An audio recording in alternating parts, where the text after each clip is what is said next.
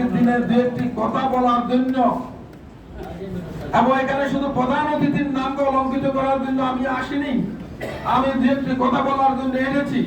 এরপরে বিকালে সাতকানিয়া উপজেলা আওয়ামী লীগের এই প্রতিষ্ঠা বার্ষিকী সভা হবে, রেডি হবে। কেন এনেছি এই সংসদে না গিয়ে এখানে? তার কারণটা হলো একটি, সেটা হচ্ছে আমাদের দলকে সুসংগঠিত করতে হবে।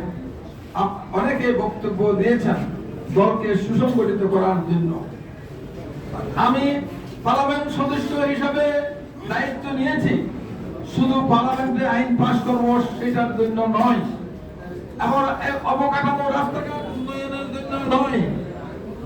আমি দায়িত্ব নিয়েছি দলকে কিভাবে সুসংগঠিত করে সমৃদ্ধ করব সেটার জন্য দায়িত্ব আমি নিয়েছি। সেই দায়িত্ব নিয়েছি বলে আজকে সংসদে না গিয়ে আজকে আপনাদের সাথে কথা বলতে এসেছি।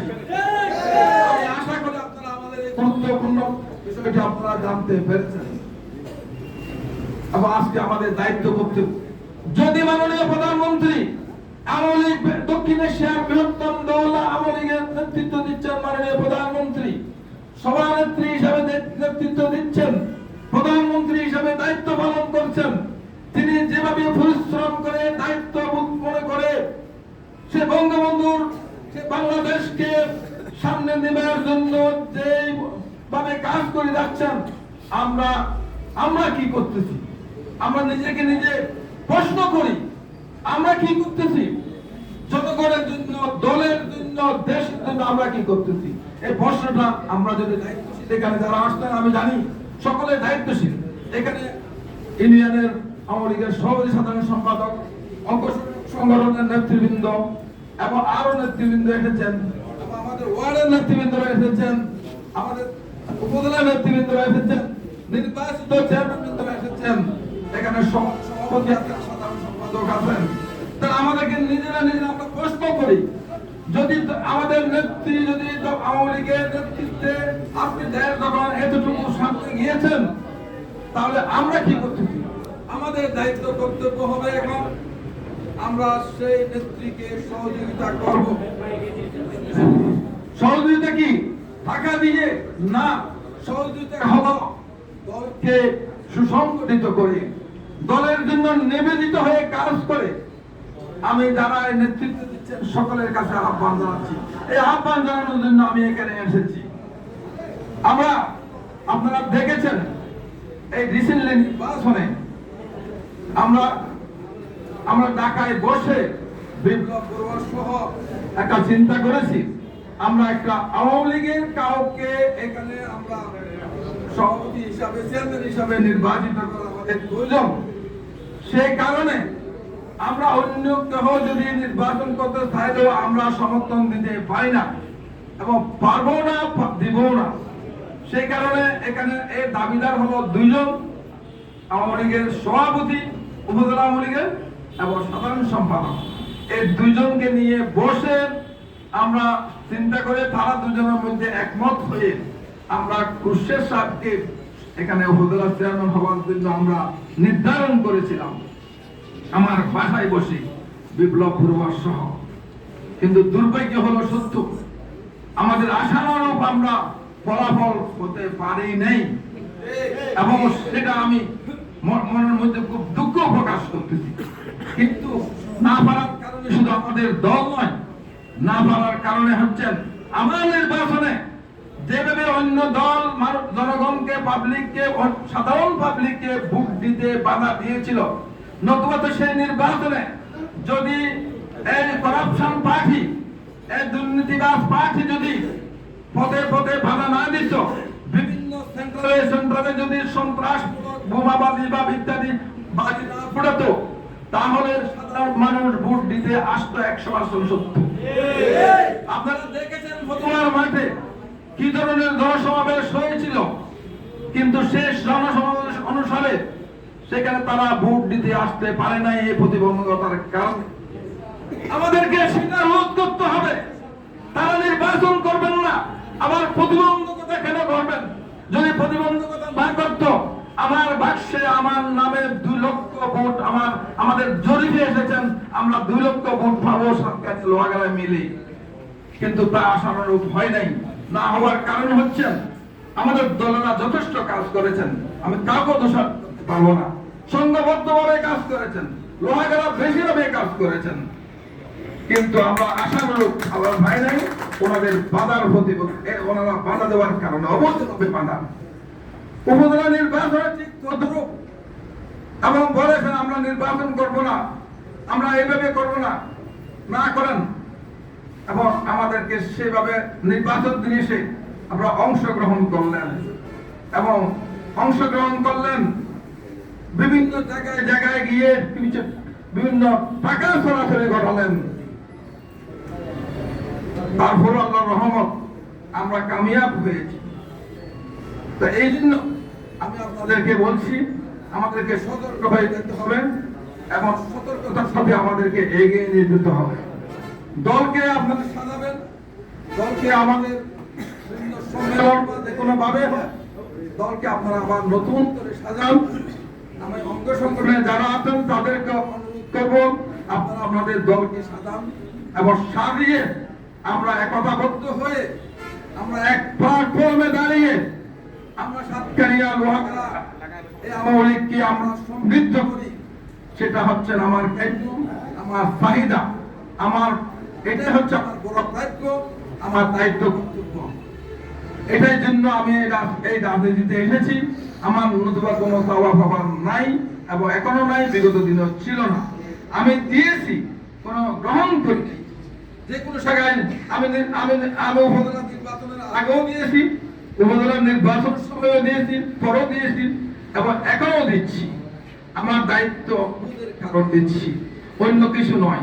দায়িত্ববোধ হলো আজকে যদি আওয়ামী লীগ না হতো, আজকে যদি বাংলাদেশ স্বাধীনতা না হতো, আজকে যদি বাংলাদেশ মাননীয় প্রধানমন্ত্রী দল যদি ক্ষমতা যেতে না পারতো, বাংলাদেশ হতো একটা গরিব অসহায় এবং একটা খুব অসহায় একটা রাষ্ট্র হিসাবে, খুব দুর্বল রাষ্ট্র হিসাবে থাকতো। আজকে আমরা উন্নয়নশীল দেশ হিসাবে হতে পারতাম না। আজকে আমরা উন্নয়নশীল দেশে পরিণত হয়েছি, বিশ্বের কাছে আমরা সমাদৃত হয়েছি। এই কারণে আমার দায়িত্ব কর্তব্যের কারণে আজকে আমি এখানে এসেছি, প্রধান অতিথির পদকে অলঙ্ঘিত করার জন্য নয়।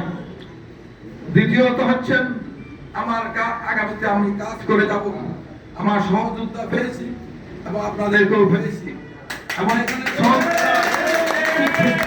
আমি সুন্দরভাবে যে অবকাঠামো এবং বিভিন্ন ধরনের আইন শৃঙ্খলা, বিভিন্ন ধরনের অবকর্ম, বিভিন্ন ধরনের কি জ্ঞান বলে এটা কিশোর জ্ঞান, এই ধরনের কার্যক্রমকে আমি কন্ট্রোল করতে চেষ্টা করব। তা আমি যখন উপজেলা চেয়ারম্যান পেয়েছি, আমি মনে করি উনি ওনার সহযোদ্ধাদেরকে নিয়ে, চেয়ারম্যান সাহেবদেরকে নিয়ে, উপজেলা লীগের নেতৃবৃন্দদেরকে নিয়ে এসব কিছু কাজ এগিয়ে দিবেন, আমাকে সহযোগিতা করবেন। আমার পক্ষ থেকে আমি যে বরাদ্দ আসবেন, যে টিআর কাবিকা আসবেন, যে উন্নয়ন বরাদ্দ আসবেন এবং বিভিন্ন ধরনের সামাজিক অবকাঠামো আসবেন, আমি উপজেলায় বসে সমন্বয় সভায় প্রকাশ্যভাবে ঘোষণা দিব এতটুকু এসেছেন, এই কাজটা আমি দিতে চাচ্ছি এবং সকলের সামনে গোপন ভাবে বলে আমি সেগুলি বরাদ্দ সকল চেয়ারম্যান এবং বিভিন্ন জনগণের কাছে এটা দিতে আমি বদ্ধপরিকর, আমি কাজ করে যাব। কিন্তু অন্যায় প্রশাসন বলেন, থানা উপজেলা প্রশাসন বলেন, থানা প্রশাসন বলেন এবং অন্যায়কে আপনারাও সহ্য করবেন না, আমিও সহ্য করব না। বলবো আপনিও সহ্য করবেন না। আমরা আমাদের কোনো চাওয়ার ভাবনা নাই। আমি জানি খুরশেদের ব্যাপারে, ওনার সততার ব্যাপারে আমি জানি, আমি পরীক্ষিত। আমার নির্বাচনের সময় উনি কাজ করেছেন দেখেছি। উনি সকলের সামনে বলছি, ওনাকে আমি একটি টাকা ওনাকে গ্রহণ করাতে পারিনি। আমি সেই কারণে তার বিশ্বাস আছে, আশা করি আগামীতে আমরা উপজেলার চেয়ারম্যান এবং সহযোদ্ধা হিরু এবং উপজেলার যারা অন্যান্য নেতৃবৃন্দ, চেয়ারম্যানবৃন্দ সবাই মিলে আমরা উন্নয়নের দিকে ধাবিত হব। অগ্রাধিকার ভিত্তিতে আমি যে 5টি বছর বা 7.5 বছর আছে, আমি আমার অগ্রাধিকার ভিত্তিতে এবং আমি আমার যে প্রকল্পগুলি সাবমিট এখনো করেছি, আগামীতে আরো করব। এবং আপনারা জানেন এই প্রকল্প আনতে গেলে আমাদের মুস্তফা কোম্পানি যাবেন, ওনার ফোরানা চেয়ারম্যান, এখানে উপরে তকদির করতে হয়, একটু হাঁটাহাঁটি করতে হয়। আমি না হাঁটলেও আমার পিএস টাকাতে যিনি থাকবেন ওনাকে দিয়ে গেলে আমি টেলিফোন করব। এগুলা যদি না করা হয় তাহলে কোনো প্রকল্প আসে না। এবং সেই জন্য আমি সেই কাজগুলো এখনো করে যাচ্ছি। এখনো ঢাকায় গেলে যদিও সংসদে বিকালে বসি, সকালে বিভিন্ন এইসব কার্যক্রমগুলো করি এবং এইগুলা এনে আমি আমাদের এলাকায় সমৃদ্ধ করতে চেষ্টা করব, রাস্তাঘাট উন্নয়ন করতে চেষ্টা করব, বিভিন্ন মসজিদ, মাদ্রাসা, মন্দির, বিভিন্ন সামাজিক অবকাঠামোগুলি আমি করতে চেষ্টা করব। কিন্তু আপনাদের সহযোগিতা চাই। আপনারা ভালো পরামর্শ দিবেন, সমালোচনা করবেন, আমাকে ডাইরেক্ট করবেন, আমার অবর্তমানে না করে আমাকে ডাইরেক্ট বলবেন, আমাকে উপদেশ দিবেন, আমাকে পরামর্শ দিবেন। সেই পরামর্শ আমি তো বুঝতে পারবো না অনেক কিছু এখানে, সেগুলো আপনাদের যারা এখানে আছেন, আপনারা হচ্ছেন দলের একদম অনেকটা নিবেদিত প্রাণ। আপনাদের কাছ থেকে আমি সেই সহযোগিতা চাইব। আরেকটি এখানে ঘোষণা দিচ্ছি, আমি একটি মোবাইল অ্যাপস ডেভেলপ করতেছি, যে অ্যাপস এর মাধ্যমে আপনাদের জনগণ কারো আমার কাছে ডাইরেক্ট যেতে হবে না। এখানে অ্যাপস এর মাধ্যমে আমাকে যদি নক করা হয়, আবেদন করা হয়, আমি সেই আবেদন রিসিভ করব।